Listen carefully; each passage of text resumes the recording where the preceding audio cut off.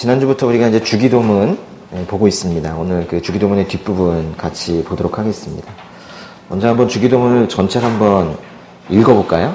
외우려고 하지 마시고 한번 그 성경의 맨 앞에 그 개역개정 버전으로 쭉 한번 단어 하나를 유심히 보시면서 같이 읽어보도록 하겠습니다. 하늘에 계신 우리 아버지여, 이름이 거룩히 여김을 받으시오며 나라가 임하시오며 뜻이 하늘에서 이루어진 것 같이 땅에서도 이루어지이다. 오늘 우리에게 일용할 양식을 주시옵고 우리가 우리에게 죄 지은 자를 사하여 준 것 같이 우리 죄를 사하여 주시옵고 우리를 시험에 들게 하지 마시옵고 다만 악에서 구하시옵소서. 나라와 권세와 영광이 아버지께 영원히 있사옵나이다. 아멘. 예수님께서 그 잡히시던 밤에 예수님께서 제자들로부터 성경의 표현으로는 돌 던지면 닿을 곳, 그 정도 가까운 곳에서 무릎을 꿇고 이제 기도를 하셨습니다. 아버지, 만일 아버지의 뜻이면 내게서 이 잔을 거두어 주십시오. 그러나 내 뜻대로 하지 마시고 아버지의 뜻대로 되게 하십시오. 이런 기도를 하셨는데요. 이 기도는 마태복음, 마가복음, 누가복음, 우리가 흔히 공관복음이라고 부르는 그 세 개 복음서에 다 기록이 되어 있는데요. 이 장면을 기록을 하면서 누가복음을 쓴 누가는 그 마태복음이나 마가복음에는 없는 문장 몇 개를 더 추가해서 기록을 해놨어요. 누가복음 잠깐 펴보겠습니다. 누가복음의 22장 펴보세요. 누가복음 22장 43절에서 44절, 이 겟세마네 동산에서 예수님께서 이제 기도를 드리시던 그날, 예수님께서 잡히시던 그 밤에 43절, 44절에 같이 읽어볼까요? 그때 하늘로부터 천사가 나타나 예수께 힘을 북돋아 드렸습니다. 예수께서는 고뇌 속에서 더욱 간절하게 기도하셨습니다. 그러자 땀이 핏방울같이 돼 땅에 떨어졌습니다. 예수님께서 기도하시는데 하나님 아버지께서 보내신 천사가 기도하시는 예수님께 힘을 주었다는 말씀이에요. 또 예수님께서 기도를 하시는데 얼마나 간절히 기도하셨는지 땀이 핏방울같이 되어져서 땅에 떨어졌다라는 거예요. 간절히 기도했다라는 표현을 이거보다 더 간절하게 표현할 수 있는 문장이 세상에 어디 있겠습니까? 우리가 그래서 예수님께서 이렇게 기도하셨듯이 예수님과 연합된 그런 삶을 살아갈 때 천사가 기도하시는 예수님께 힘을 주셨던 것처럼 우리 안에 계시는 이 성령 하나님께서 그 탄식하심으로 우리의 기도를 이끌어 주실 겁니다.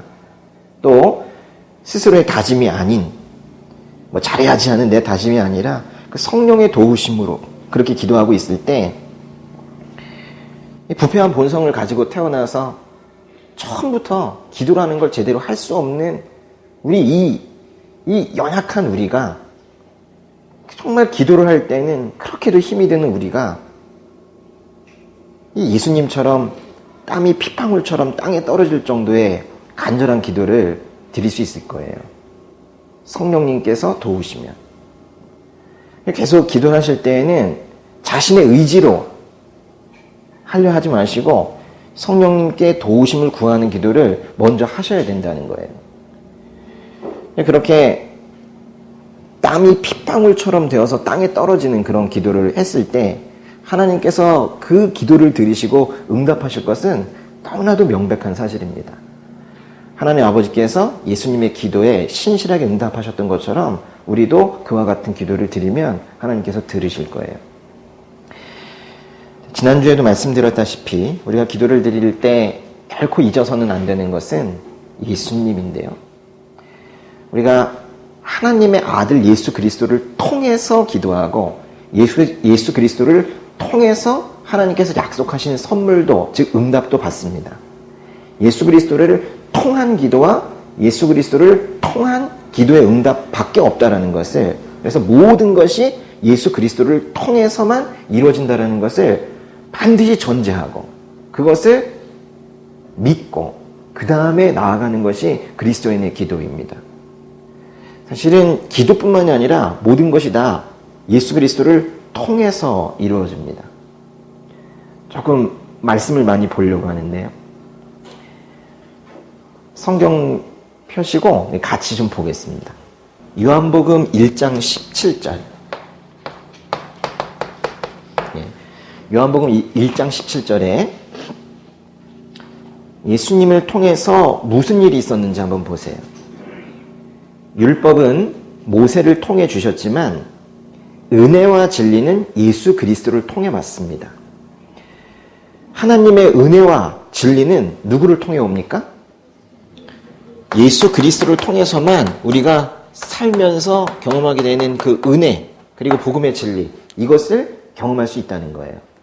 좀 넘겨가셔서 요한복음 3장 17절. 여러분 잘 아시는 3장 16절 다음 구절인데요. 하나님께서 자신의 아들을 세상에 보내신 것은 세상을 심판하시려는 것이 아니라, 그 다음에 읽어보세요. 그 아들을 통해 세상을 구원하시려는 거예요. 하나님께서는 세상을 구원하시는데 예수 그리스도를 통해서 구원하시는 거예요. 이 구원도 예수 그리스도를 통해서만 이루어지는 거예요. 사도행전으로 가겠습니다. 사도행전의 10장 36절.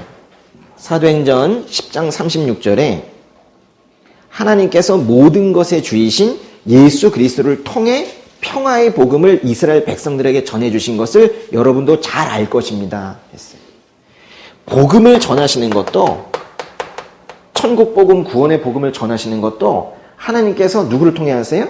예수 그리스도를 통해서 하시는 거예요. 고린도 전서로 가세요.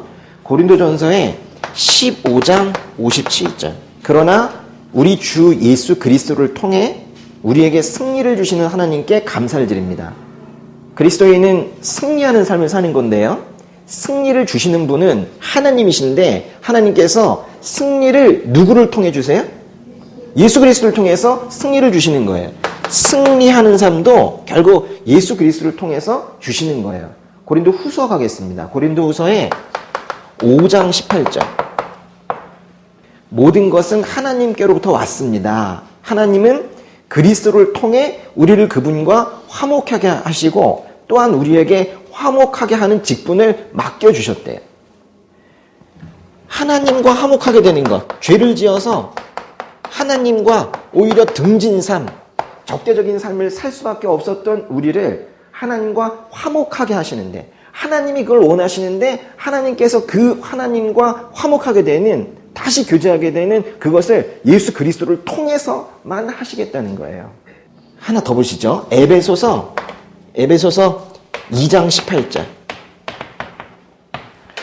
에베소 2장 18절.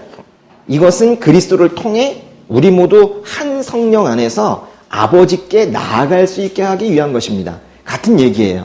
한 성령 안에서 하나님께 나아갈 수 있도록 하는 그것도 모두 예수 그리스도를 통해서 하신다는 거예요. 하나 더 보시죠. 골로새서 3장 17절. 그리고 말이든 일이든 무엇을 하든지 그 모든 것을 주 예수의 이름으로 하고 그분을 통해, 즉 예수 그리스도를 통해 하나님 아버지께 감사하십시오. 이것은 우리의 입장인데요. 우리가 하나님 아버지께 감사하는 것도 누구를 통해 감사합니까? 예수 그리스도를 통해서 또 감사를 하는 거예요. 그래서 하나님께서 하시는 일뿐만이 아니라 우리가 하나님께 감사하는 것도, 그것도 예수 그리스도를 통해서 감사하는 거예요. 정말 마지막 하나만 더 볼게요. 히브리서 가겠어요. 히브리서에 정말 놀라운 말씀이 있어요. 히브리서 1장 2절. 이 마지막 날에 아들을 통해 우리에게 말씀하셨습니다. 하나님께서는 그 아들을 만물의 상속자로 세우시고 또한 그를 통해 모든 세상을 지으셨습니다. 여기 지금 예수 그리스도를 통해서 하나님께서 하신 것이 지금 두 가지가 나오고 있어요. 바로 말씀하셨다는 거예요. 하나님께서 우리에게 말씀하시는 것은 누구를 통해 말씀하세요? 예수 그리스도를 통해서 말씀하시는 거예요. 또 하나님께서 세상을 창조하셨다 하는데 그 창조주 하나님께서 세상을 창조하신 거 누굴 통해서 창조하셨어요? 예수 그리스도를 통해서 모든 세상을 지으셨다 했잖아요. 그래서 이 창조도 결국 예수님을 통해서 하셨다라는 거예요. 그 일부를 지금 말씀을 드린 거예요. 이 성경은 또 하나님의 뜻은 하나님께서 모든 하시는 일을 예수 그리스도를 통해서 하신다고 지금 말씀을 하시는 거예요. 그래서 예수 그리스도를 통해서 우리가 하나님께 기도를 드리고 그 하나님의 응답도, 기도의 응답도 예수 그리스도를 통해서 받는 거예요. 하나님께서는 예수 그리스도를 통해서 일하십니다. 그 사실을 믿는, 그걸 믿음으로 고백하는 사람들을 우리가 그리스도인이라고 하는 거예요. 이것저것 다 빼고 예수를 통해 하신다는 이 말씀들을 다 빼고 기도를 하면 그건 그리스도인이 아닌 거예요. 그래서 우리가 하나님께 나아갈 때도 예수 그리스도를 통해서 나아가는 거예요. 우리의 허물이 창이 되어서 예수님을 찔렀고 우리의 악함이 채찍이 되어서 예수님을 상하게 했습니다. 예수님이 대신 책망받으셔서 우리가 평화를 누리게 되었고 예수님이 대신 매를 맞아서 우리의 병이 낫게 되었어요.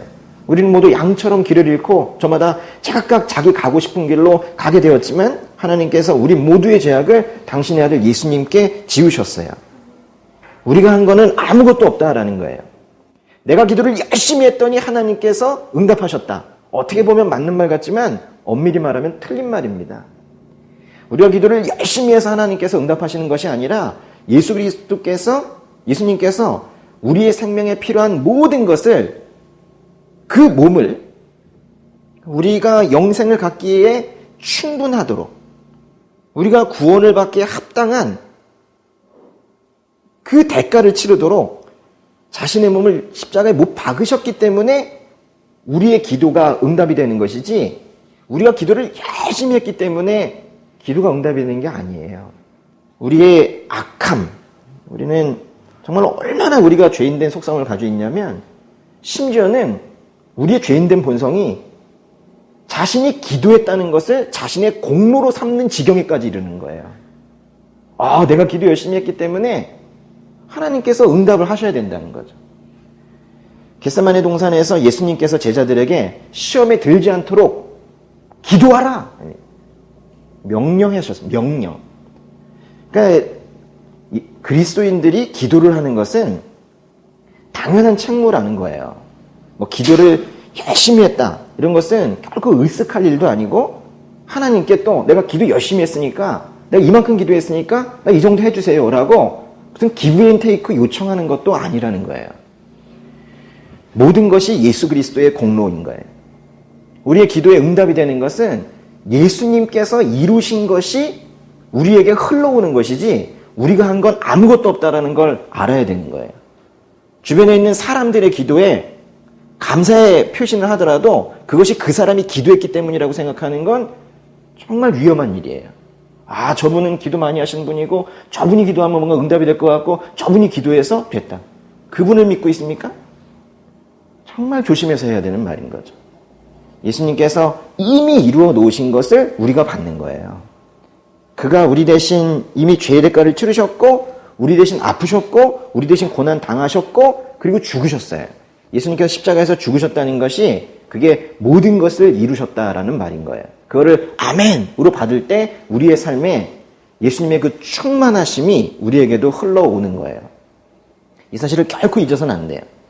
하나님의 뜻에 맞는 어떤 것을 이제 우리가 이루고 싶다면 하나님께 기도하시는데 이렇게 기도하시는 거예요.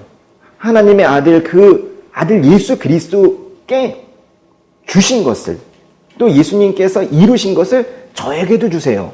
이렇게 기도하는 거죠. 예수 그리스도께서 하신 일을 저의 삶에도 나타나게 해주세요. 라고 기도하는 거예요. 예수 그리스도를 통해서 기도하고 예수 그리스도께서 이루신 것을 나와 이 땅에, 그리고 나의 가족과 이웃과 이 국가에 이루어 주시라고 그렇게 기도하는 거예요. 다른 기도는 없습니다. 반드시 예수 그리스도를 통해서 기도해야 돼요. 지금 기도한다면서 아닌 모습들이 보여요. 여러분 얘기하는 건 아니고요. 여러 군데에서요. 좀 무엇인가 싶어요. 저희 집은 불교 집안이었는데 그때 불공들이 된 거 이쪽에 와서 똑같이 하면 그게 뭡니까? 그리스도인의 기도는 절에 가서 하는 불공이 아니고 돼지머리 앞에서 비나이다 비나이다 하는 거 아니에요. 어떻게 보면 똑같이 보일 때가 있어요. 우리의 기도에 예수님이 없으면 아무것도 아닙니다. 그럼 불공이고 염불이고 비나이다인 거예요. 예수님이 없으면 아무것도 없는 거예요. 이 사실을 마음에 믿게 되기까지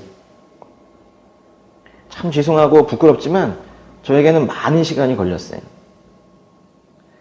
기도를 배운 첫날부터 어떻게 기도해야 하느냐 여쭤봤더니 쭉 기도하고 맨 끝에 예수님의 이름으로 기도드렸습니다 라고 하면 된대요. 아, 이게 교회의 기도 형식이구나. 그래서 쭉 기도하고 예수님은 없고 쭉 기도하고 어디 계신지 모르지만 계실 것 같은 그 실체, 궁극적인 실제, 그분을 향해서 기도를 쭉 하고 기도의 형식이라고 하니까 끝에 예수님의 이름으로 기도드렸습니다. 아멘. 이렇게 붙이고 있는 저의 모습을 봤었어요. 그 예수님의 이름으로 기도드립니다라고 기도하지만 그 실체적 의미에 대해서는 알지 못하고 상당한 시간이 흘렀었어요. 그러다가 어느 순간 공허함을 느끼게 된 거예요. 그리고 이것이 기도가 아니라는 걸 깨닫게 된 거예요. 그럼 잘하느냐? 아닙니다. 이제 조금 알겠어요. 예수님의 이름으로 기도드린다는 것이 무엇인지, 그리스도인이 기도를 한다는 것이 무엇인지 이제 조금 느낌을 알겠어요. 하늘에 계신 우리 아버지와 땅에 있는 죄인인 나, 하늘에 계신 아버지와 이 땅에 있는 나, 이 엄청난 이 간극, 이 갭을 아주 크게 느껴야 예수님의 이름으로 기도드립니다 라는 말이 뭔지 알 수 있어요. 하나님과 나는 떨어져 있고 이 간극을 예수님께서 화목하게 하지 않으시면 우리의 어떤 기도도 위로 올라갈 수 없다는 것을 깨닫게 되려면 자신이 얼마나 처절한 죄인인지, 죄인 중에 괴수인지를 그거를 알아야 해요. 단순히 입술로 고백하는 것이 아니라 그게 마음으로 너무도 당연히 믿어져야 하고 그것을 늘 가슴에 담고 늘 모든 행동과 모든 언어에서 그것이 조심스러워서 나는 죄인이기 때문에 함부로 행동하면 죄된 행동이 나올 것이고 나는 죄인이기 때문에 함부로 말하면 죄된 언어가 나와서 누군가를 찌를 것이라는 것을 항상 조심조심하면서 그렇게 살게 되는 상태에 되었을 때 예수님의 이름으로 기도드립니다가 무엇인지도 알게 되는 거예요. 제자들이 예수님께 기도하는 법을 가르쳐달라고 했을 때 예수님께서는 주기도문을 먼저 가르쳐 주시기 전에 잘못된 기도들이 무엇인지를 먼저 가르쳐 주셨어요. 그 후에 주기도문을 알려주신 겁니다. 마태복음으로 가겠습니다. 마태복음의 6장 펴보세요. 마태복음 6장 5절과 6절 읽겠습니다. 너희는 기도할 때 위선자들처럼 하지 말라. 그들은 사람에게 보이려고 회당이나 길모퉁이에 서서 기도하기를 좋아한다. 내가 진실로 너희에게 말한다. 그들은 이미 자기 상을 다 받았다.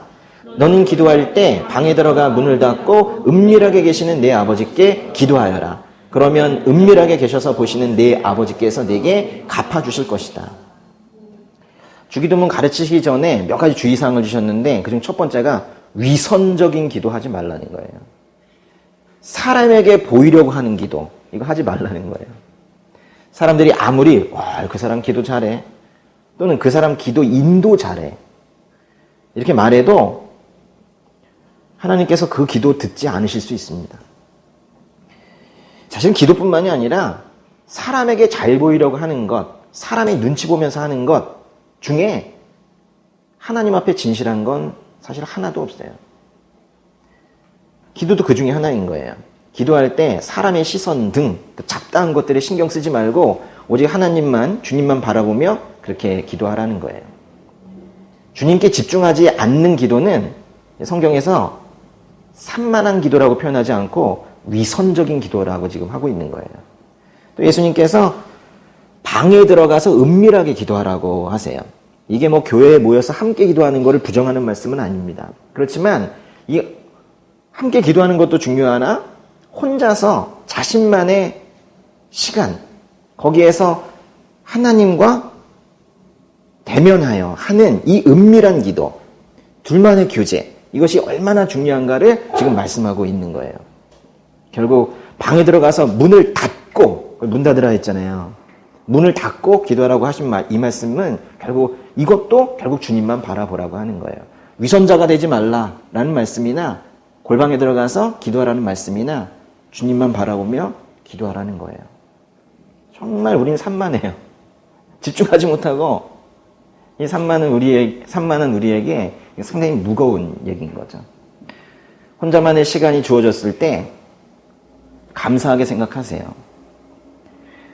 우리 참 외롭죠? 저는 예전에 좀 병적으로 외로웠던 사람인데 제가 보기엔 병이에요.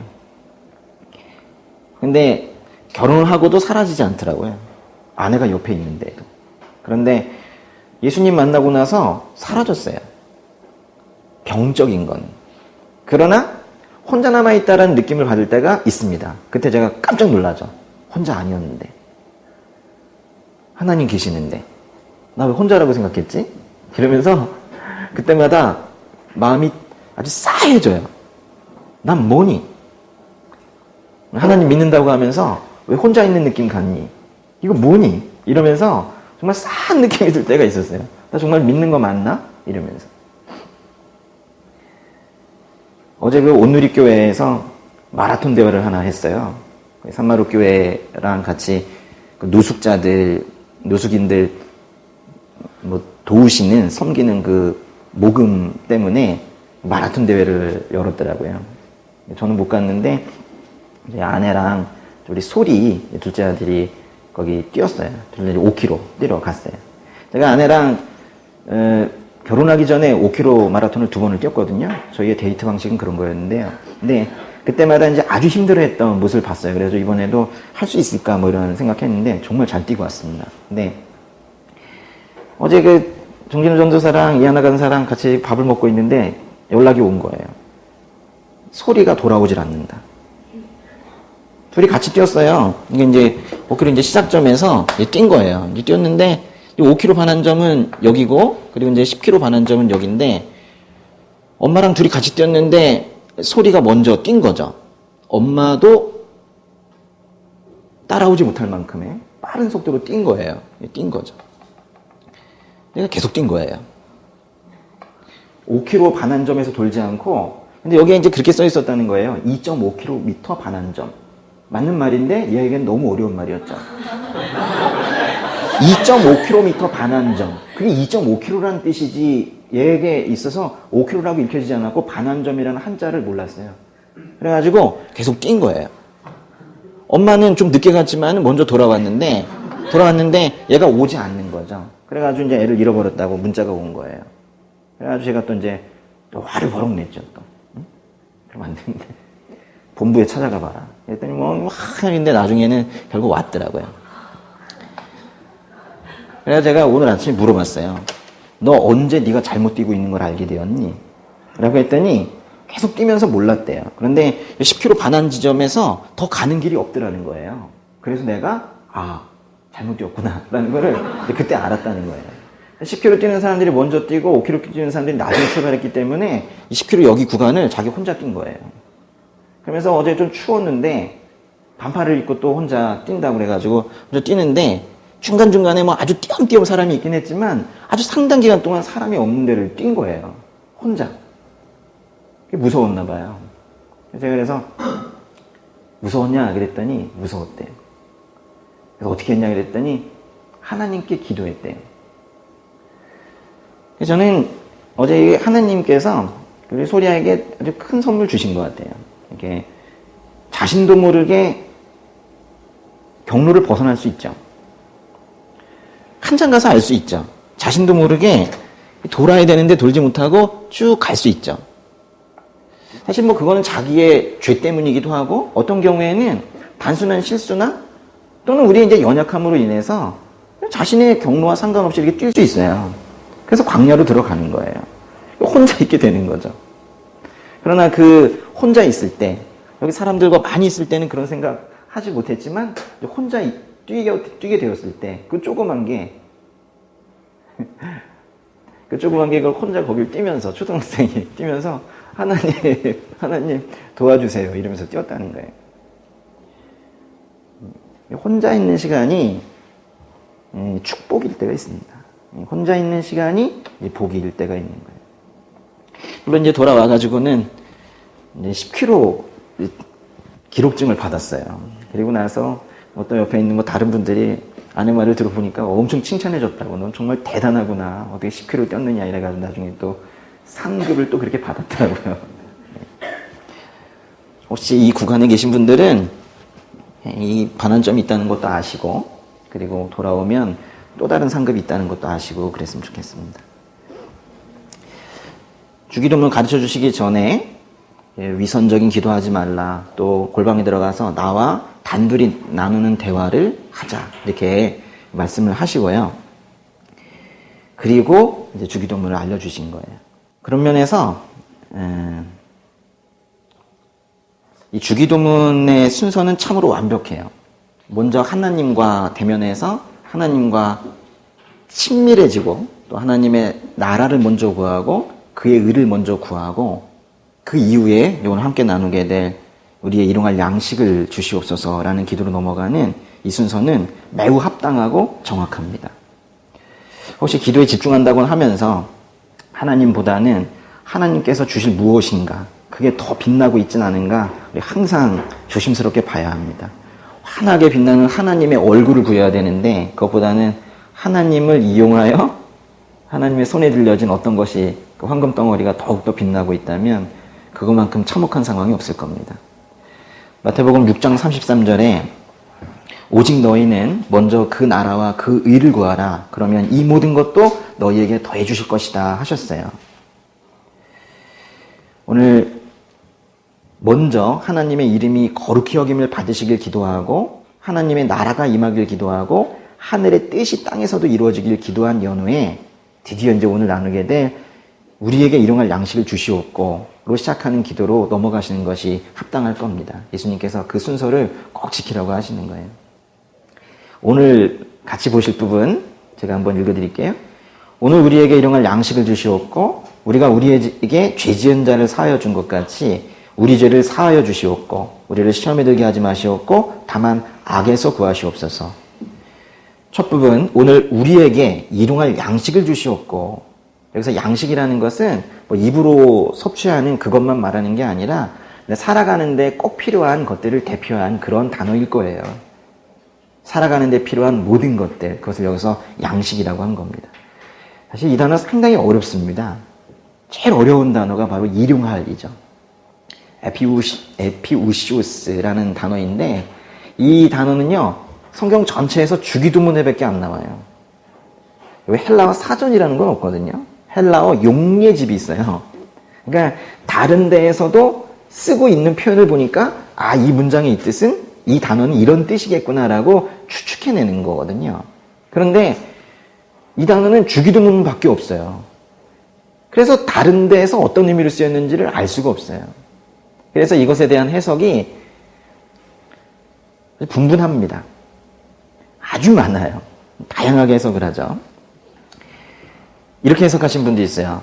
일용할을 생명의 보존을 위해서 필수적인, 이렇게 해석하시는 분들이 있어요. 그러니까 이렇게 일용할 양식을, 그러니까 일용할 양식이라고 하면 결국 생필품 말하는 거예요. 저에게 생필품 주세요, 이런 뜻이라고 해석하시는 분들도 있고, 또 일용할을 아주 현재적인 의미에서 현재, 즉 오늘, 내가 현재 지금 이 시간 오늘을 위한 그런 양식을 주세요, 이렇게 해석하시는 분들이 있어요. 당장 오늘 먹을 거, 당장 오늘 입을 거, 이거 주세요, 이렇게 기도하는 거라는 거죠. 그걸 만약에 매일 기도한다면 결국 매일매일의 양식을 주세요, 이렇게 기도하게 되는 거겠죠. 또 어떤 분들은 아니다, 그건 약간 미래적인 차원이다, 그래서 일용할이라는 뜻을 미래, 즉 내일을 위한이라고 해석하신 분들이 있어요. 그래서 일용할 양식은 결국 내일의 양식을 지금 주세요 라고 또 해석하는 분들도 있어요. 오늘 양식 주셔서 이렇게 잘 먹었습니다, 주님 내일의 양식도 주세요, 뭐 이런 기도라는 거죠. 그래서 해석이 조금씩은 다르지만 사실 전체를 조합해보면 이런 거죠. 우리가 매일 살아가는데 꼭 필요한 것들을 주님 주세요, 이렇게 기도하는 겁니다. 근데 이상한 것은 여기 이제 마태복음 6장에서 주기도문을 가르쳐 주고 계시는데, 6장의 저 뒷부분을 한번 가보세요. 마태복음 6장의 30절 보세요. 이렇게 일용할 양식을 구하라고 가르쳐 주시고는 마태복음 6장 30절에 갑자기 이렇게 말씀을 하세요. 오늘 있다가도 내일이면 불 속에 던져질 들풀도 하나님께서 그렇게 입히시는데 하물며 너희는 얼마나 더 잘 입히시겠느냐 믿음이 적은 사람들아. 그러므로 무엇을 먹을까? 무엇을 마실까? 무엇을 입을까? 걱정하지 말라 그러세요. 그리고 아까 보았던 그 구절 6장 33절 오직 너희는 먼저 그 나라와 그 의를 구하라. 그러면 이 모든 것도 너희에게 더해 주실 것이다 라고 말씀하시는 거예요. 그래서 우리가 헷갈리는 거예요. 일용할 양식을 구하라는 기도가 정말 먹을 거, 마실 거, 입을 거 그 구하라는 기도가 맞는지 앞에서는 그렇게 구하라고 하시고 뒤에서는 염려하지 말라. 응? 그런 마치 구하지 말라는 것처럼 또 그렇게 말씀하시고 그래서요 어떤 목사님은 예수 믿는 사람들이 먹을 거 구하고 입을 거 구하는 건 저질 기도다 뭐 이렇게 말씀하신 분도 있어요. 참 어렵습니다. 우리가 먹고 사는 문제에 대한 기도를 하는 게 맞아요? 맞지 않아요? 이렇게도 한번 생각해 보세요. 만약에 우리가 육신의 필요를 채우는 먹을 것, 입을 것을 구하지 않으면 우리는 그것을 먹고 입지 못합니까?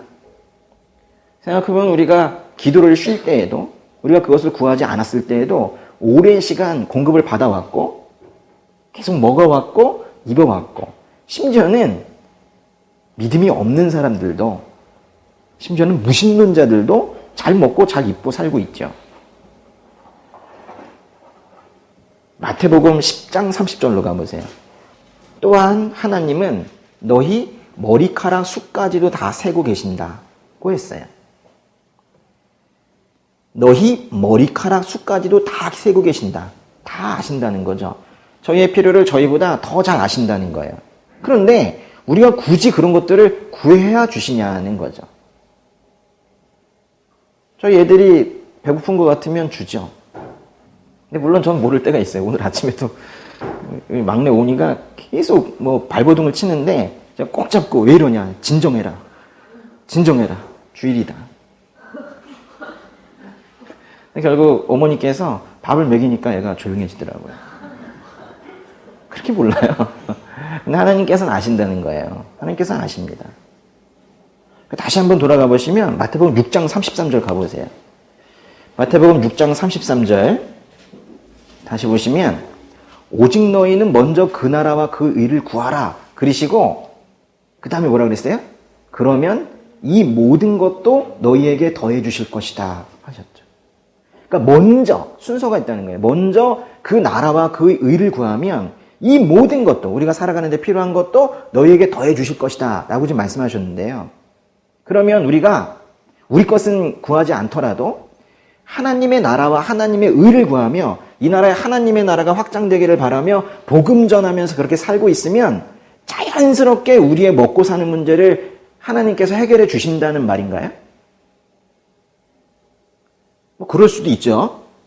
그러면 또 왜 주기도문에서는 또 구하라고 말씀하시냔 말이에요. 쉽지 않은 얘기예요. 지금 하는 얘기가. 하늘에 계신 우리 아버지여 이름이 거룩히 여김을 받으시오며 나라가 임하시오며 뜻이 하늘에서 이루어진 것 같이 땅에서도 이루어지다의 기도를 막 하고 있는데 그 기도를 너무 깊이 한 나머지 시간이 많이 흘렀어요. 보니까 출근해야 될 시간이야. 그래가지고 그날 뒷부분 기도를 못했어요. 일용할 양식을 주시옵고를 못한 거죠. 그 다음날 또 앞에 그 하나님의 나라를 구하는 그 기도를 또 계속 하다가 시간이 다 됐네 이래가지고 또 일용할 양식을 주시옵고 기도를 못한 거예요. 그래서 계속 1년 내내 앞부분만 기도한 거예요. 하나님의 나라만 구하는 기도만 한 거예요. 그랬을 때 하나님께서는 일용할 양식을 주실까요? 안 주실까요?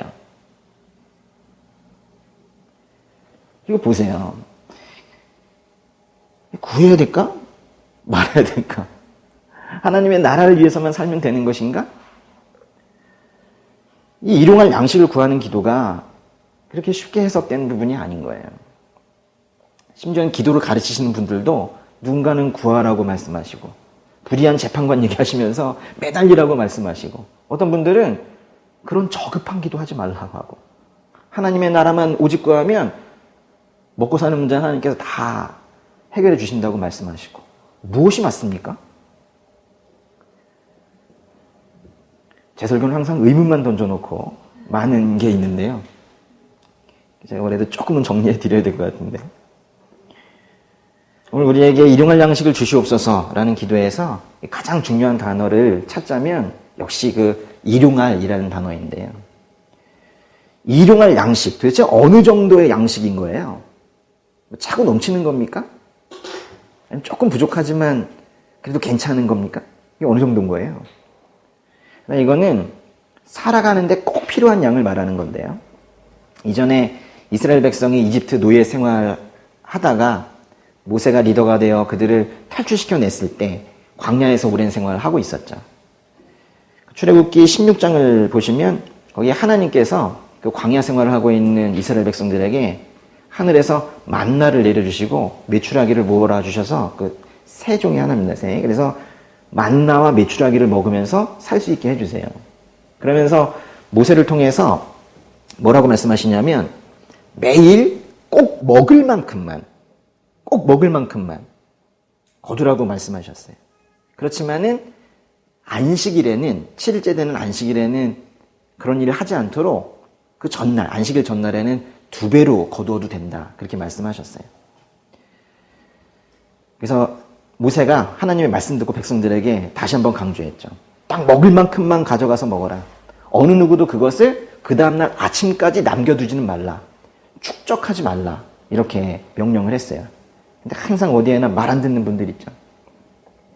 그래서 이스라엘 백성들 몇몇이 그 말 듣지 않고 많이 가졌다가 다 먹지도 못할 거면서 엄청나게 가져다가 쌓아놓고 있다가 그 다음날 아침까지 간 거예요.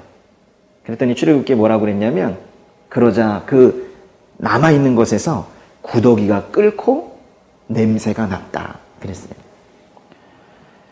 이 만나와 메추라기 이 사건에서 우리가 이제 배울 수 있는 교훈이 벌써 이미 여러분에게 벌써 입력이 되셨을 거라고 이제 생각이 되는데, 그거를 또 성경에서 아주 명확한 문장으로 정리해 놓은 곳이 있어요. 잠언 30장 8절에서 9절인데요. 허영과 거짓을 내게서 멀리 하시고 내게 가난도 부도 허락하지 마시고 오직 내게 필요한 양식으로 나를 먹여 주십시오. 그렇지 않으면 내가 배불러서 주를 부인하며 여호와가 누구냐라고 할지 모르고 아니면 너무 가난해서 도둑질을 하여 내 하나님의 이름을 부끄럽게 할지도 모릅니다. 여러분, 배부른 것 자체, 가난한 것 자체는 문제가 아니에요. 우리가 배불러서 하나님 모른다고 하고 또는 믿는 척은 하지만 실은 자기가 가진 재산을 주님으로 생각을 하면서 그렇게 사는 그 악에 빠지는 게 문제인 거죠. 또 가난의 고통을 참지 못해서 도둑질을 하게 되어서 세상으로부터 손가락질 당하고 하나님의 이름도 욕되게 하는 것, 그게 문제인 거죠. 그러면 이제 사람들은 모두가 다 배불러지면 하나님 떠나고 가난해지면 도둑질하게 되나요? 좀 그렇습니까? 어떤 사람은 뭐 이렇게 말할지도 몰라요. 전 제가 좀 잘 알아서 할 테니까, 잘 알아서 관리할 테니까 저 부자 좀 되게 해주세요. 근데 제가 뭐 더 바라지는 않습니다. 제가 평생 저에게 주시려고 하는 거 한꺼번에 주세요. 일시불. 한꺼번에 주세요. 제가 그냥 잘 관리할 테니까 매일매일 조금씩 그렇게 주지 마시고 한꺼번에 주세요. 그렇게 이제 한꺼번에 일생 살아갈 양식을 받은 사람이 만약에 있다고 해보세요. 모르긴 몰라도 하나님을 잊을 겁니다. 더 이상 하나님과 대화하지 않을 수 있어요. 하나님께서 계속 말씀하고 싶어 하세요. 교제하고 싶어 하시고. 매일매일 기도하라고 하시는데, 이제 다 얻을 거 얻은 사람들은, 일시불로 받은 사람들은 하나님과 대화하지 않을 수 있습니다.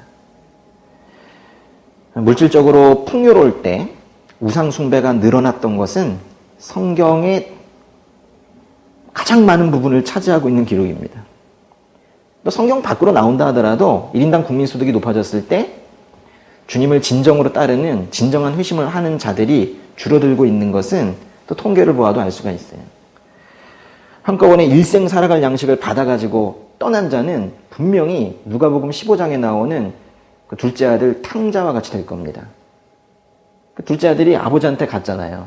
가가지고는 상속자인데 아버지 어차피 죽으시면 저 줄 거 아닙니까? 그러면서 미리 받은 거예요. 그렇게 뭔가 매일매일에 꼭 필요한 양식을 받는 것이 아니라 그거를 모아서 한 번에 받았어요. 그렇게 받은 그 둘째 아들이 고민을 하는 거예요. 야, 이거 어떻게 할까? 야, 이거 많다. 돈이 많다. 어떻게 할까? 어떻게 했습니까? 한번 보세요. 누가복음 한번 찾아가 보세요. 누가복음에 15장 13절 보세요. 때도 안 되었는데 아버지 돌아가시지도 않았는데 이 망할 아들이 그 모든 것을 한꺼번에 받아가지고는 15장 13절에 뭐라고 그랬어요? 며칠 뒤 그랬죠. 바로 그날은 아니고 며칠 뒤 작은 아들이 자기가 가진 것을 모두 챙겨서 멀리 어디로 갔어요? 하나님의 나라가 아닌 다른 나라로 떠났죠. 그러고는 거기 가서 방탕하게 살면서 그 재산을 모두 낭비했습니다. 저는 이 며칠 뒤에 며칠이 궁금해요. 그 며칠 동안에 그 작은 아들이 하나님의 그 상속을 미리 당겨서 받은 이 아들 어떻게 생각하겠을까? 이거면 충분하다는 거예요. 그래서 아버지 집에서 살지 않아도 충분하다는 거예요. 이거면 충분히 내가 살 수 있다는 거예요. 그 재산 믿고 떠난 겁니다. 어디까지 떠났어요? 옆집도 아니고 다른 나라로 갔잖아요. 죄인된 속성을 그대로 보여주는 거예요. 재산 모으기에 집착하지 마시라는 거예요. 계좌에 큰 돈 넣어놓고 싶어서 안달이 나 있다면 그 욕구에 대한 점검이 필요하다는 겁니다. 그게 있어도 흔들리지 않을 수 있다라는 생각을 좀 버리셨으면 좋겠다는 거예요. 아니, 저는 예수님 제대로 만난 사람이어서 저는 관리가 됩니다. 걱정하지 마시고 일단 한번 줘보세요. 이런 생각 함부로 하지 말라는 거예요. 우리는 정말 약하다는 것을 인정해야 돼요. 저는 아무래도 저는 사업가로 은사를 받은 것 같아요. 이러면서 하나님의 재정관리자인 것 같습니다. 이러면서 돈 주세요. 일단 관리하겠습니다. 그런 분들이 실제로 있겠지만 정말 조심해야 돼요. 우리는 다 이 아들처럼 될 수 있어요. 며칠 동안 고민하는 거예요. 아, 여기 있을까? 갈까? 며칠 있을까? 갈까? 이러다가 다른 나라로 떠날 수 있다는 거예요. 우리의 이 본성을 여러분이 명확하게 판단을 하셔야 돼요. 그래서 탐욕이 큰 사람들은 이 주기도문을 외우면서 오늘 우리에게 일용할 양식을 주시옵고 뭐 이렇게 발음은 해도 그 진짜 의미를 안다면 이 고백하기 힘듭니다. 양식에만 집중하죠. 양식을 주세요. 차고 넘치는 엄청난 양식을 저에게 주세요. 일용할 양식을 주세요. 이러죠. 일용할이 중요한 거예요. 일용할이 그게 꼭 필요한 만큼을 말하는 거거든요. 우리에게는 너무 큰 재산이 필요 없습니다. 그러나 또 한편으로는 또 새끼니를 굶어야 할 만큼, 그래서 두려움이 생길 만큼의 가난 속에 있어서도 안 되는 거예요. 지금 하나님께서 지금 너희는 고생해라 이렇게 말씀하시는 게 아니에요. 하나님 떠나지 않을, 또 가난해서 도둑질하지 않을 그 적정한 상태를 지금 말씀하고 계시는 거예요. 그것은 근데 나 개인에게만 지금 적용되는 게 아니고 이 사회 전체에 적용이 되는 거예요. 오늘 우리에게 일용할 양식을 주시옵소서. 우리라고 했잖아요. 그 종교개혁가 루터가 이 우리라는 부분에 집중을 해서 이 부분을 이렇게 해석을 합니다. 누구나 빠짐없이 일용할 양식을 얻으려면 사실 나 혼자 잘해서 되는 것이 아니라 누구나 빠짐없이 일용할 양식을 얻으려면 경제도 활성화되어야 되고 취업률도 높아져야 되고 정의로운 사회가 구현되어야 되지 않는가. 그래서 이 기도를 하는 것이 결국 이 사회적 차원의 정의를 구현하는 그런 기도이기도 하다라는 거예요. 한 사람이 배부를 때 자기는 열심히 해서 무엇인가를 얻었다고 생각할 수 있겠지만 정말 이 사람이 무슨 거짓말 쳐서 번 돈이 아니라 열심히 근로를 해서 노동을 해서 벌었다 할 수 있겠지만 세상의 가치는 새로 생기는 게 아니라 이동하는 거거든요. 내가 하나 그것을 먹음으로 인해서 다른 누군가는 그만큼 결핍 상태에 있을 수도 있다는 것을 생각해야 된다는 거예요.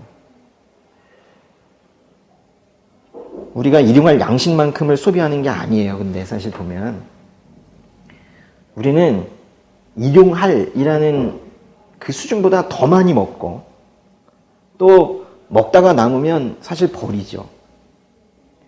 그래서 우리가 오늘 우리에게 일용할 양식을 주시옵소서라고 기도하는 거는 그래서 사회적 차원의 기도도 되는 거예요.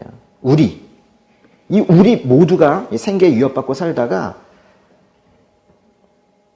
어떤 누군가는 그중에 또 더 약한 자들은 평생 하나님께서 주신 평강도 경험하지 못하고 행복하다라는 말 한 번도 고백하지 못하고 그렇게 죽는 일은 없어야 된다는 거예요. 아버지, 이 땅을 긍휼히 보셔서 먹을 것, 입을 것 없는 자들에게 지금보다 더 많이 공급해 주세요. 그리고 너무 많이 가진 이들에게는 저에게 나누고 싶은 마음 주셔서 선행하게 해주세요. 사실 이런 기도예요. 이런 고백하는 거예요. 그래서 오늘 우리에게 일용할 양식을 주시옵소서라는 이 기도는 결국 나에게 또 우리에게 필요한 것을 구하는, 간구하는 그런 기도이기도 하지만은 내가 가진 것들 중에서 이 일용할이라는 꼭 필요한 그 일용할의 범위를 넘어선 것들을 가지지 못한 사람들에게 나누겠습니다라는 그런 고백을 하는 기도이기도 한 거예요. 그래서 예수님 만나서 다시 태어난 이 중생한 사람들이 아니라면 이 기도 못 드립니다. 입으로는 중얼중얼 뭐 할 수 있어도 이 땅의 그 하나님의 긍휼함의 시선으로 춥고 배고픈 자들을 바라볼 수 없으면 이 기도는 할 수 없는 기도예요. 양식, 떡. 서양식으로는 빵. 이게 보세요, 이 글자들이. 이 디귿자가 왜 두 개 있겠어요? 나누라는 거예요, 이게. 이 비비에 두 개 있겠어요? 다 나누라는 거예요. 자긴 방이면 되는 거예요. 빵까지 필요 없는 거예요. 덕이면 되지. 무슨 떡이 필요해. 그럼 또 악한 사람들은 또 그래요. 밥은 아니지 않습니까?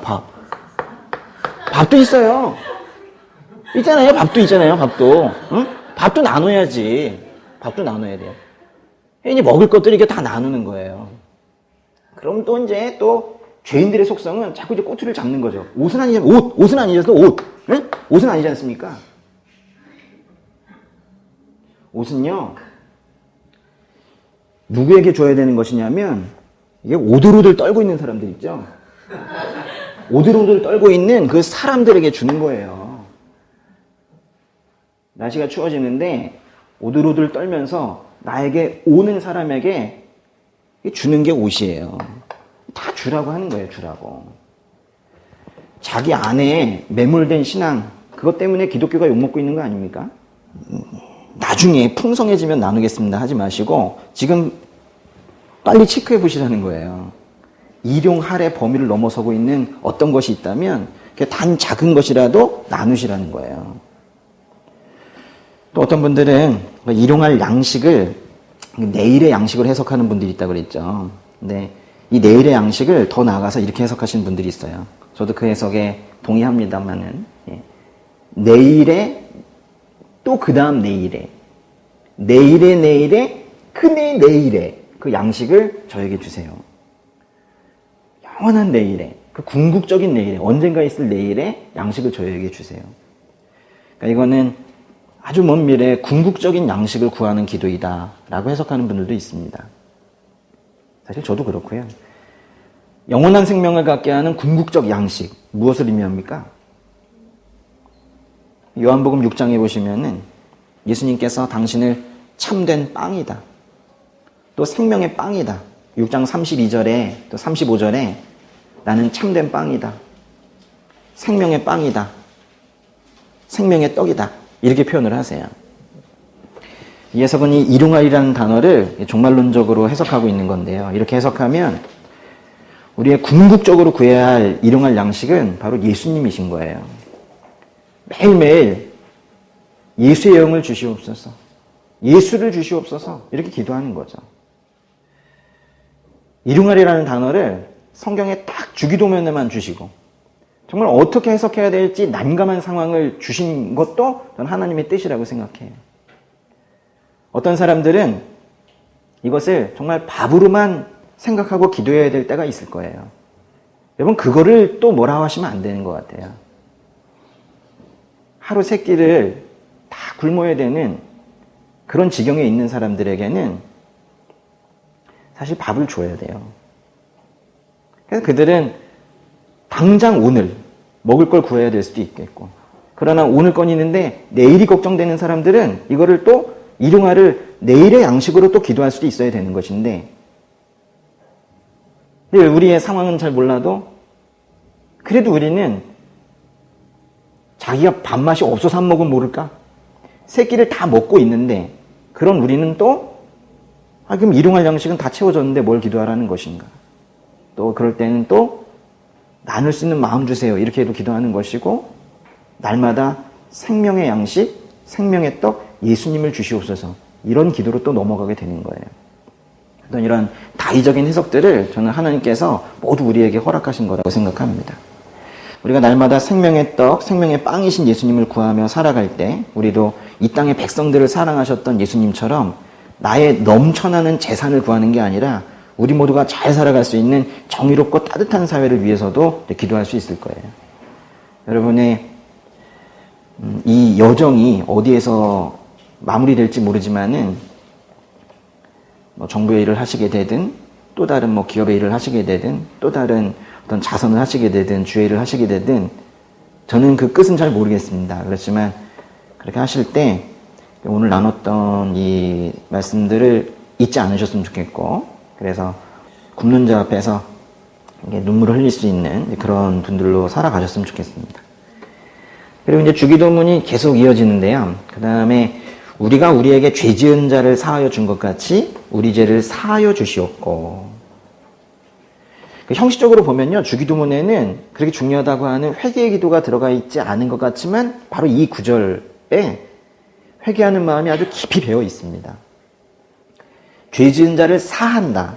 아주 어려운 말인데요. 용서한다라는 얘기죠. 용서한다. 이 단어는 무엇인가를 빚이나 의무나 이런 것들을 면제한다.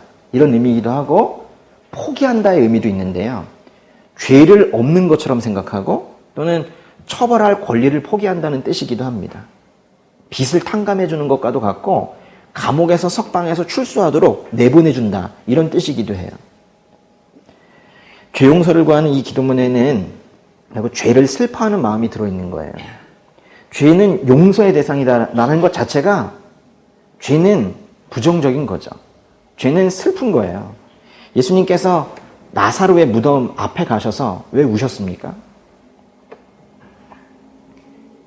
곧 나사로가 살아날 텐데요. 예수님께서 살리실 텐데 10여 분 이후면 사람들이 예수님의 그 기적을 보면서 박수를 치면서 대단하시다라고 그렇게 할 텐데 왜 나사로가 살아나기 전에 우셨냐는 거예요. 왜 우셨어요? 나사로가 지금 죽어있는 상태, 그 죽음, 그거의 근본, 기원을 보신 거예요. 왜 죽었는가? 죽음의 근원, 죄를 보신 거죠. 그래서 그 해통하심이, 죄를 지어서 죽을 수밖에 없는 인생으로 태어난 우리의 이 인간의 이 본성 자체가 너무 가슴이 아프셨던 거예요.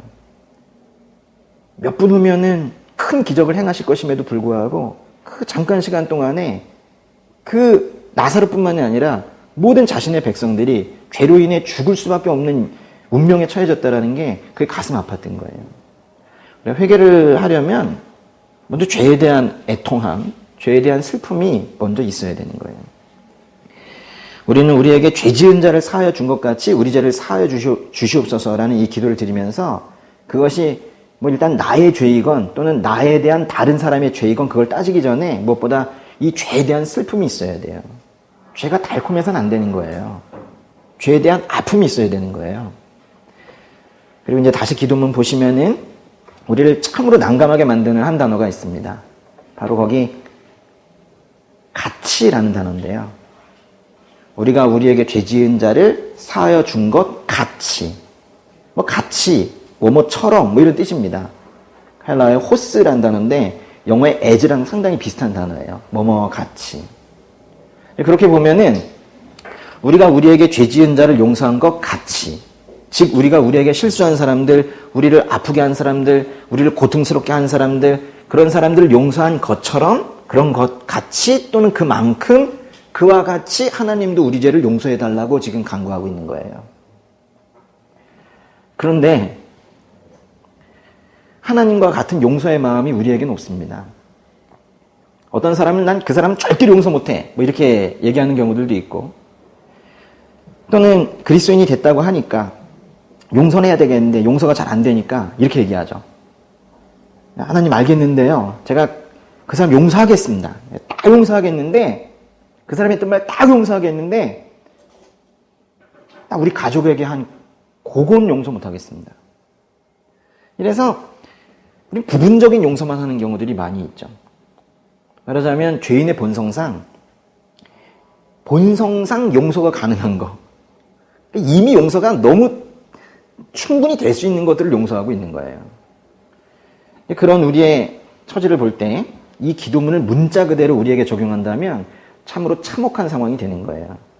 우리가 우리에게 죄 지은 사람들을 부분적으로 용서하셨던 한 것처럼 하나님께서도 우리를 그렇게 부분적으로 용서해 주십시오. 결국 그러면 우리는 그 용서받지 못한 죄들을 주렁주렁 걸고 그렇게 다니는 꼴이 될 텐데, 그 상태로 심판의 자리에 간다면 그 결과는 멸망이죠. 그래서 주님 만나고 나서 용서의 흉내는 조금 내보지만은 결국 완전한 용서는 하지 못하는 우리의 용서처럼 하나님께서도 그렇게 용서해 달라고 간구하는 이 기도는 어떻게 보면 우리를 저주하는 기도가 될 수도 있죠. 나의 용서처럼 그만큼 용서해 주세요. 무섭지 않습니까? 하나님께서 정말로 우리가 용서한 것만큼만 우리를 용서하신다면 그건 정말로 실로 아주 끔찍한 일이 되는 거예요. 주기도문의 이 부분에 이 진정한 의미가 뭔지 잘 아셔야 돼요. 마태복음 18장으로 가보겠습니다. 21절. 제자 베드로가 예수께 질문을 하는데요. 18장 21절에 그때 베드로가 예수께 와서 물었습니다. 주여, 제 형제가 제게 죄를 지으면 몇 번이나 용서해야 합니까? 7번까지 해야 합니까? 라고 물었더니 22절에 예수님께서 대답을 하셨어요. 뭐라고 대답하셨나요? 내가 너희에게 말한다. 7번만이 아니라 70번씩 7번이라도 용서해야 한다. 우리에게 죄를 지은 사람, 이 죄라는 개념이 우리 그 형법이라는 형법 개념 때문에 이 죄에 대한 오해를 좀 하고 있는데, 죄는 단순한 실수와 허물까지도 다 얘기하는 겁니다. 우리를 아프게 하고 힘들게 한 사람을 몇 번 용서해야 됩니까? 라는 질문에 예수님께서 몇 번 용서하라고 말씀하신 거예요? 70번씩 7번. 77에 49, 490번. 꼭 이게 490이라는 그런 숫자, 횟수를 말하는 건 아닐 거예요. 계속해서 많이 용서하라. 분명히 그런 뜻일 텐데, 이제 문자적으로 보면, 그러면 490번까지 용서하다가 491번째 되면 그땐 용서 안 하고 벌하는 겁니까? 문자적으로 보면 그렇죠. 근데 이 490번, 이 490번을 용서해 보셨어요? 그러니까요, 이 490번이라는 것은요, 결국 우리가 삶에서 잘 경험하지 못하죠. 우리는 한 번도 용서 잘 못하는데, 그러다 이제 2번, 3번 계속 기회를 줬는데도 계속 실수하고 죄를 짓고 이러면 그러죠. 한두 번이 아니야. 3번이었는데요.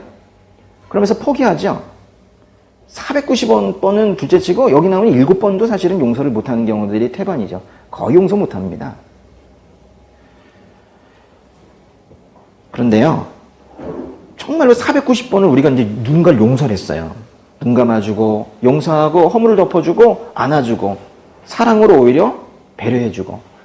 정말로 490번 용서받은 사람이 있으면요, 분명히 그 490번 가기 전에 분명히 그 죄에서 돌아서게 됩니다.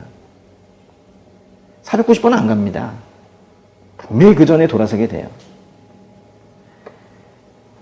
인간의 죄성을 고려해 본다 하더라도 예수님께서 확신으로 말씀하신 거예요. 490번까지만 용서해봐. 다 돌아온다. 그래서 이 말씀은 너희는 너희에게 죄 지은 자를 490번까지 용서하라는 그런 말씀이기도 하지만은 결국 나도 너희를 그렇게까지 용서하겠다라고 말씀하시는 거예요. 일단 다음 말씀 넘어가기 전에 하나 짚고 갈 게 있는데요. 예수님께서 나도 너희를 용서한다라고 하시면은 이게 말이 되는 것인가? 이렇게 말하자면 예수님께서도 죄를 용서하시는 권세, 즉 권한을 가지고 계신 분이세요? 그런 말씀이 성경에 있습니까? 예수님 태어나실 때 주의 천사가 마리아의 남편 요셉에게 나타나서 이렇게 말했습니다. 마태복음 1장에 나오는 말인데요. 마태복음 1장 20절에서 21절에 요셉아 두려워하지 말고 마리아를 네 아내로 맞이하거라. 마리아는 성령으로 임신하였다. 그리고 뭐라고 말하냐면 마리아가 아들을 낳을 것이니 그 이름을 예수라 하라. 예수가 그 백성들을 그 죄로부터 구원할 것이다. 그랬어요. 예수님께서 태어나시기 전부터 예수라 하라. 예수 그리스도라고 붙여서가 아니라 예수라는 이름을 가진 그 이름으로 그 백성의 죄를 구원할 것이다. 그렇게 예언을 한 거예요.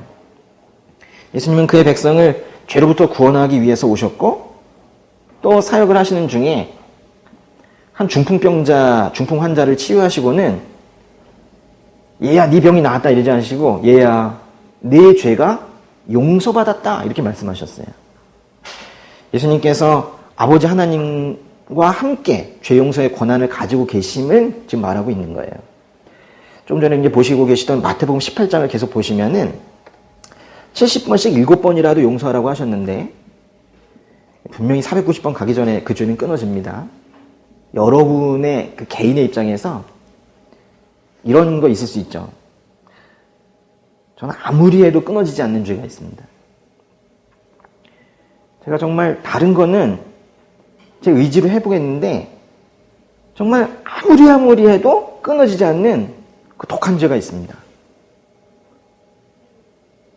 끊어질 겁니다. 혹시 그 죄가 400번을 넘고 계실 수도 있어요. 그런데 아직도 용서받고 계시다면은 포기하지 마시고 계속 회개하면서 이제 주님께 나아가세요. 끊어질 겁니다. 예수님께서 확실히 말씀하시는 거예요. 예수님께서 7번만 아니라 70번씩 7번이라도 용서해야 된다고 말씀하신 건요. 반드시 그 전에 끊어진다라고 말씀하시는 것이지 이렇게 넘어가도 계속 용서만 하시겠다라고 말씀하시는 건 아닌 것 같아요. 죄를 짓는 건 슬픈 일인데 그 죄를 회개하는 것을 중단하는 것은 그건 더 슬픈 일입니다. 이 말씀하시고 마태복음 그 18장 23절부터 그 18장 끝까지 있는 말씀이 있는데요. 세 사람이 있어요. 어떤 주인이 있고요. 어떤 이제 주인이 있고, 주인이 있고요. 주인이 있고, 이 사람이 이제 종이 있어요. 종이 있고요. 종이 있고, 또 이제 이 종에 어떤 이제 동료가 있어요. 동료가. 셋이 있는데, 일단 예수님께서 하시는 비유에 18장 23절부터 요 앞부분 얘기가 나옵니다. 주인이, 거기서 처음엔 왕이라고 하다가 나중에 주인이라고 하는데, 이 주인이 이 종들과 함께 결산을 하는 거예요. 근데 이 종이 주인에게 빚을 졌습니다. 그럼 한번 말씀 찾아보세요. 빚을 얼마나 졌는지. 얼마 졌어요? 1만 달란트. 1만 달란트에서요, 1달란트가 얼만큼이냐면, 1달란트가 어떤 노동자의 15년 품삯을 말해요. 15년치 급여. 근데 그게 1만 달란트면 도대체 얼만큼인 거예요? 말하자면, 사람이 일해가지고는 도저히 갚을 수 없는 그런 것을 우리가 1만 달란트라고 한 거예요. 근데 그 사람이 뭐라고 했냐면 이 종이 제가 갚겠습니다. 뭘 갚아? 갚긴 못 갚는다니까요? 근데도 갚겠습니다. 그러니까 이 주인이 보기에도 그냥 불쌍한 거예요. 그래가지고 너 1만 달란트 15년치씩 급여에 10,000배 되는 그거 내가 탕감해 줄게. 그래가지고 탕감해 줬어요. 그리고 돌아가라 그랬더니 밖으로 나가서 자기의 동료를 만난 거예요. 근데 이 동료가 또 얘한테 또 이 종에게 빚을 진 거예요. 얼마 빚 졌대요? 그래서 말씀해 보시면 100데나리온 그랬죠. 데나리온은 노동자의 하루 품삯입니다.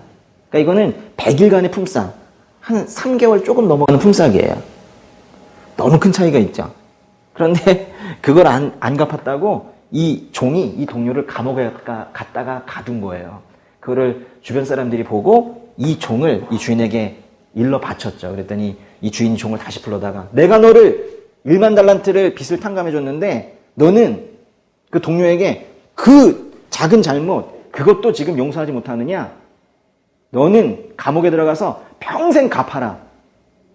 그걸 평생 갚으려면 정말 평생 하고도 더 넘는 시간 동안 아주 긴 고통으로 갚아야 될 텐데요. 그 얘기를 지금 하고 있는 거예요. 그 말씀의 맨 끝에 보시면 마태복음 18장 35절에 이렇게 말씀하세요. 만일 너희가 진심으로 자기 형제를 용서하지 않는다면 하늘에 계신 내 아버지께서도 너희에게 이와 같이 행하실 것이다. 용서하는 자만이 용서받을 권리가 있다는 말씀이에요. 이 비유의 종은 예수님께서 죄 용서를 위해서 십자가에서 무슨 일을 하셨는지 도저히 깨닫지도 믿지도 알지도 못하는 그런 사람의 모형인 거예요. 겉으로 거짓 신앙 고백했지 실제로는 예수님의 죄 용서를 믿지 못하는 사람들의 이야기인 거예요. 그런데요, 그렇긴 한데요. 우리가 분명히 예수님을 믿는다고 고백을 했고 예수님께서 나의 죄를 대신 지고 십자가에서 죽으셨다고 우리가 또 매일 이렇게 고백하고 있고 그렇지만은 그렇다고 해서 우리 실제 현실로 가보자는 거예요. 우리가 진정으로 다른 사람들의 허물을 덮어주고 모두 덮어주고 그들을 완전히 용서하고 있나요? 조금 전에 이 비유를 보면 이 빚을 다 탕감해 주어야 그렇죠? 더 말하자면 요게 먼저란 거예요. 요게 요 1번 그렇죠? 응? 이 다른 사람과의 관계에서 이걸 해 주어야 그래야지 이 두 번째 용서가 있다라는 말씀이세요. 그와 비슷한 구조의 말씀들이 성경에 여기저기에 있어요. 그래서 이것은 말만 그렇게 써놓은 것이다라고 말하기는 힘들어요. 이건 확실한 얘기입니다. 그런데 그렇게 하고 보니까 또 주기도문으로 기도를 하려고 보니까 이건 말이 안 되는 거예요. 우린 지금 이걸 제대로 못하고 있거든요. 다른 사람 용서를 제대로 못하고 있는데 매우 미흡하고 불완전한 용서를 하고 있는데 그래야 2번처럼 나도 널 용서하겠다 지금 말씀하시는 거예요. 용서한다는 건 나를 힘들게 한, 나를 무시한 것만 같은 말을 한, 나의 기준에 맞지 않는 그 사람에게 화를 낼 권리를 포기하는 건데요. 우리는 늘 화를 내고 있고 나의 기준에 맞추지 못하는 그들을 계속 정죄하고 있습니다. 그래서 하나님께서 날 용서하셨으니 나도 사람들 용서해야겠다. 우리 또 마음을 먹어요. 또 기도하면서 또 찔림도 있고 그래서 마음 먹고 그렇게 삶을 살아가려고 해도 어느 정도까지는 또 죄를 용서할 수 있어도 품을 수는 있어도 하나님께서 우리의 죄를 완전 용서하신 것만큼 그렇게 완전한 용서를 할 수 있냐는 거예요. 이 근본적인 질문을 해보면 당연히 아니죠. 그래서 그 불완전한 용서처럼 하나님도 그렇게 불완전하게 우리를 용서하신다면 우리의 삶과 운명은 아주 처참한 상태에 이르게 된다는 거예요. 그래서 이 기도문에는 주님의 깊은 뜻이 포함되어 있는 거예요. 이 기도문에서 가르쳐준 것처럼 일처럼 이해해 주시겠다라는 것이긴 한데 중요해요. 하나님께서는요. 여기 이제 그림이 보이십니까? 여기 이제 둘의 관계 있죠. 우리가 다른 사람을 용서하는 이 관계는 아직 우리가 다 못했는데 이미 이루어진 것으로 보세요. 이미 이루어진 것으로 보신다고요. 하나님께서는 이 가운데 있는 게 우리입니다. 우리를 보시면서 그래도 쟤는 안단비잔배라고 해보세요. 여기면 단비는 예수의 피로 씻음 받은 자이기 때문에 모든 것을 용서할 수 있다고 생각하세요. 실제로 용서하고 있습니까? 다? 그러니까요, 하나님께서는 이런 공식을 가지고 계세요. 모든 것을 용서받은 자는 모든 것을 용서하는 자. 우리의 현실과 뭔데도 하나님께서는 이런 셈법을 가지고 계세요. 하나님의 등식이에요. 하나님은 순수한 셈법을 가지고 계세요. 이게 안 되는 것은 우리의 죄악된 본성 때문에 이런 것이지, 하나님께서는 너무 당연한 거 아니야? 용서받은 자가 용서하는 것은 너무 당연해. 그래서 이 등식을 너무 당연하게 순수하게 가지고 계신 분이 하나님이세요. 그래서 이건 너무 당연한 거예요. 왜냐하면 이 가운데 있는 사람은 예수의 피로 자신의 죄를 씻음 받음을 경험을 했기 때문에 그래? 그럼 뭐 이미 용서한 거지 뭐 라고 말씀하시는 거예요. 거룩하시고 순수하신 하나님께서는 모든 것을 용서받은 자는 모든 것을 용서하는 자가 된다고 말씀하시는 거예요. 하나님께서는 예수님께 자기의 죄를 전가해서 그 죄 씻음을 경험한 사람은 이미 요 사람들과의 관계에서 이 죄 용서가 이미 완전히 되었다라고 간주하세요.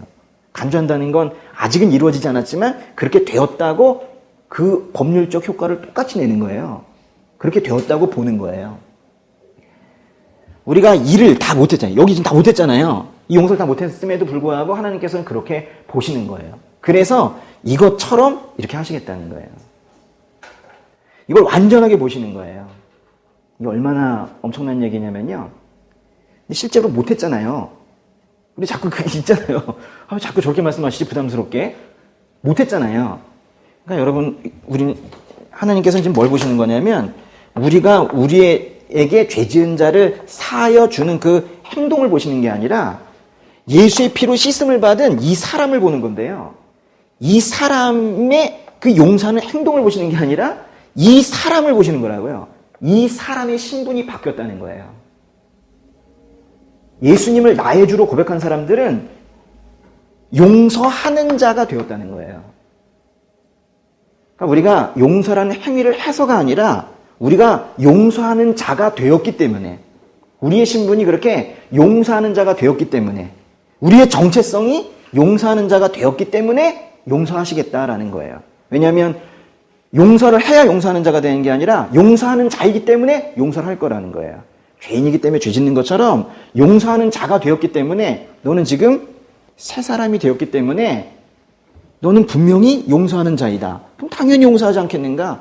그래서 완전히 용서하는 사람이라고 간주하시는 거예요. 하나님께서는 우리를 어떻게 보신다고요? 무슨 자로 봐요? 용서하는 자로 이미 보시는 거예요. 그러니까 너 용서해라. 용서하면 내 그 조건에 따라서 너 용서할게. 이게 아니고 예수님을 믿음으로 인해서 우리를 용서하는 자로 아예 그렇게 보시는 거예요. 용서하는 자. 그럼 이제 우리는 앞으로 우리는 어떻게 살아야 되는 거예요? 하나님께서 그렇게 보신 상태로 살아가면 되는 거예요. 미흡하더라도, 좀 부족하더라도 하나님께서 우리를 보시는 대로 용서하는 자라고 부르셨으면 용서하는 자로 살아가면 되는 거예요. 이제 우리가 앞으로 해야 될 일인 거예요. 그러니까 우리에게 남아있는 일은 이제 용서할 일만 남아있는 거예요. 처벌할 일은 없고요. 용서할 일만 평생 남아있는 거예요. 왜냐하면 용서하는 자니까. 근데 여기에 더 놀라운 뜻이 있어요. 우리에게 용서하라고 하시고 네가 용서한 것처럼 나도 너희를 용서하겠다고 말씀하시는 것은 너는 용서하는 자가 되었다 이 뜻이라고 그랬어요. 그런데 이건 다른 말로 하면 하나님께서 이렇게 말씀하세요. 용서하라 라고 하시는 거에 그 이면에는 무슨 뜻이 있는 거예요? 넌 용서하는 자가 되었다? 다른 말로 내가 너에게 이 명령을 내리는 거는 네가 구원받았다라는 뜻인 거예요. 그러니까 이 명령을 부담스러워하는 것이 아니라 이 명령이 하나님께서 나를 구원하셨다라는 것을 이렇게 말씀하시는 거구나. 나의 신분의 정체성이 바뀌었다는 것을 이렇게 말씀하시는 거구나. 나에게 사형이 부어지고 내가 거듭났다라는 것을 말씀하시는 거구나. 이렇게 받아들여야 되는 거예요. 그 사실이니까요. 용서를 해야 용서를 받는 게 아니라 우리가 용서하는 자가 되었기 때문에 용서를 하는 거예요. 신분의 변화를 알아야 하는 거예요. 구원받은 인생은 모두가 다 용서하는 인생이에요. 용서하세요. 이 둘 사이에 죄를 없애는 그 과정에서 만약에 저와 이녹자매님 사이에 우리의 사이에 죄가 있다면 서로가 서로를 용서해서 죄를 없애는 과정에서요. 이 죄만 없어지는 게 아니라 이 각자가 가지고 있었던 어떤 상처, 아픔, 질병 이런 것들도 같이 사라지는 것을 경험하게 될 겁니다. 그리고 또 하나 우리에게 죄 지은 자를 사하여 준 것 같이 해서 그 우리에게 죄 지은 자에 내가 포함되어 있다는 걸 알아야 돼요. 그러니까 나에게 죄 지은 자에 나가 포함되어 있다는 걸 알아야 돼요. 우리 이제는요, 그래서 죄 짓고 자신을 또 정죄하는 삶을 뛰어넘어 봅시다. 매일 죄 고백만 하지 말고 죄를 뛰어넘는 자신의 모습을 한번 경험해 보자 하는 거예요. 이놈의 이 죄라는 걸 객관화시켜서 정말 이 죄가 나이긴 하지만 이젠 떼어보자는 거예요. 객관화시켜서 주님 앞에 그대로 이제 올려드리고 그 앞에서 번제로 태워버리라는 거예요. 죄로 인해서 다른 사람도 미워하지 말고 죄로 인해 자신도 미워하지 말라 하는 거예요. 얼마 전에 상담원 학생이 한참 동안 공부를 어떻게 해야 되는지 모르겠다 이렇게 말을 하고 한참 아주 당당하게 이렇게 앉아 있더라고요. 근데 제가 보기엔 그렇게 얼굴이 쓸쓸해 보이는데 스스로는 괜찮은 것처럼 계속 얘기를 하더라고요. 그래서 몇 년 동안 안 되었지만 처음엔 3년 공부했다고 하더니 9급만요. 그래서 한 5년 했더라고요. 근데 그건 얼마나 힘들었겠어요. 마음이 얼마나 무너졌겠어요. 그래서 내가 자꾸 이제 말도 이렇게 자꾸 앞에다가 뭔가를 가면을 씌우고 포장을 하고 하는 말을 계속 하면서 오랜 시간 앉아 있는 거예요.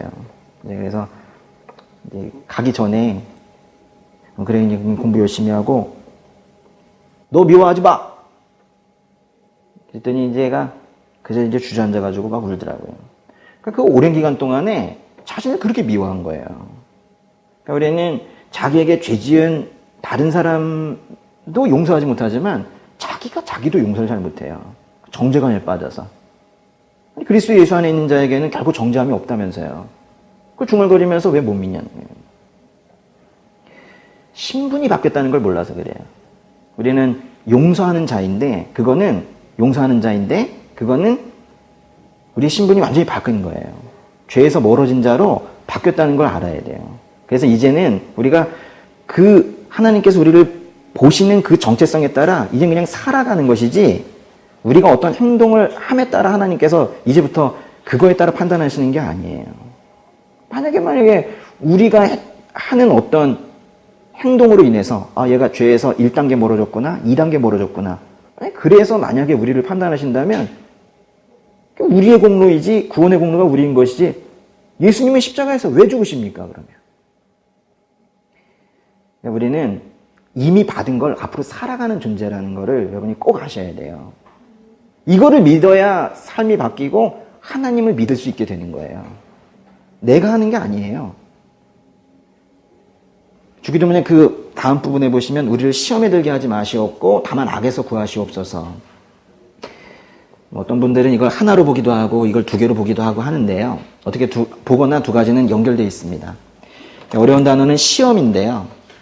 이 시험, 이 성경에서 이 시험은요, 이 3가지가 있어요.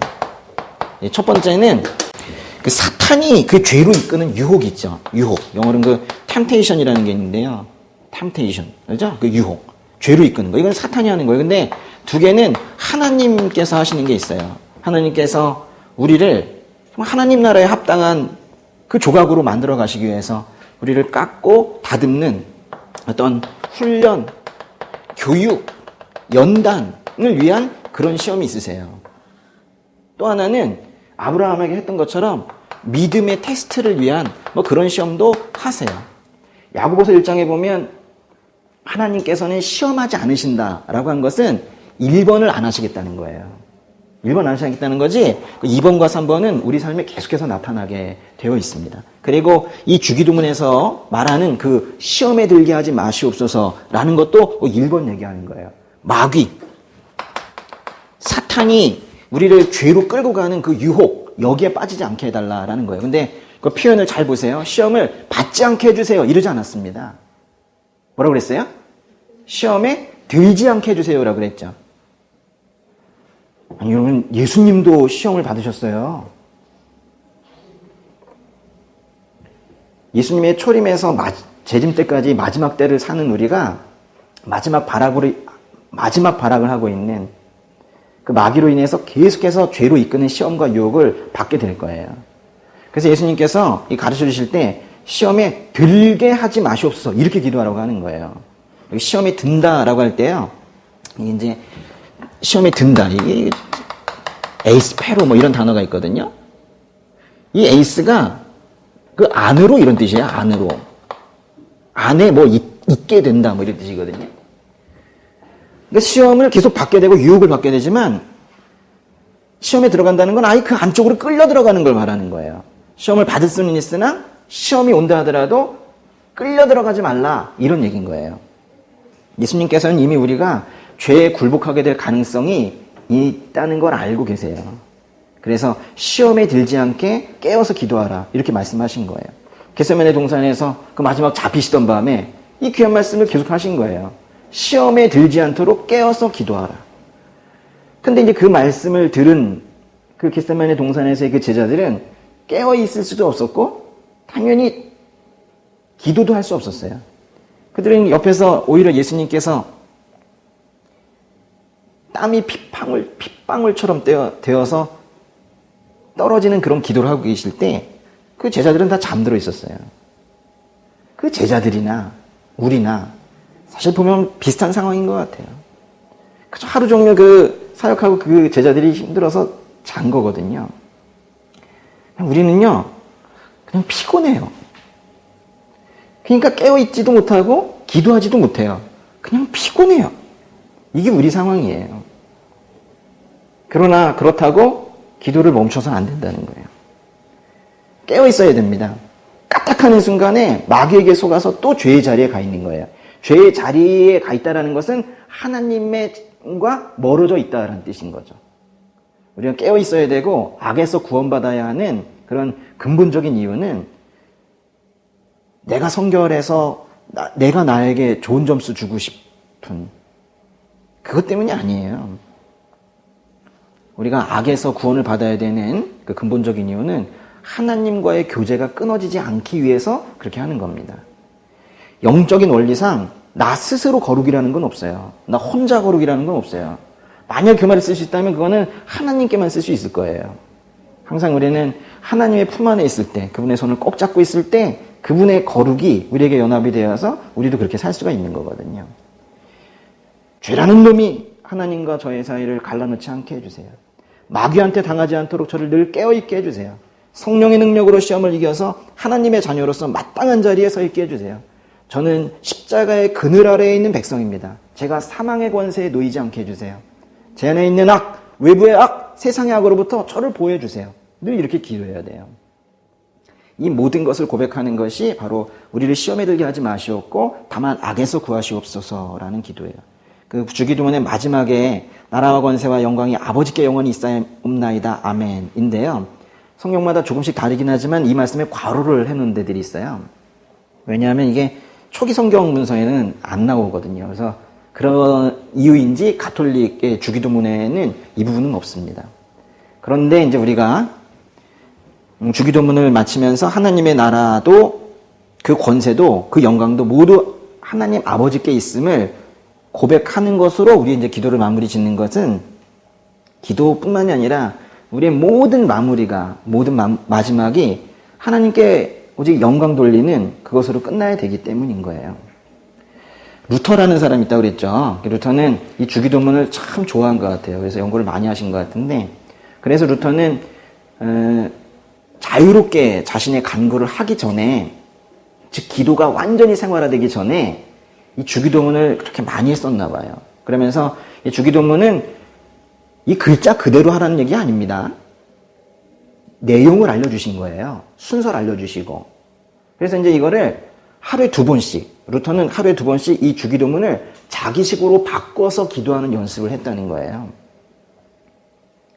그런 기도의 힘으로 종교개혁이 이루어진 겁니다. 그래서 저희도 이 주기도문을 나의 식으로 바꾸어서 하는 기도를 루터가 한 것처럼 2번씩, 하루에 2번씩, 그럼 종교개혁이 일어나겠는데요? 2번씩 그렇게 해보면 어떨까 싶어요.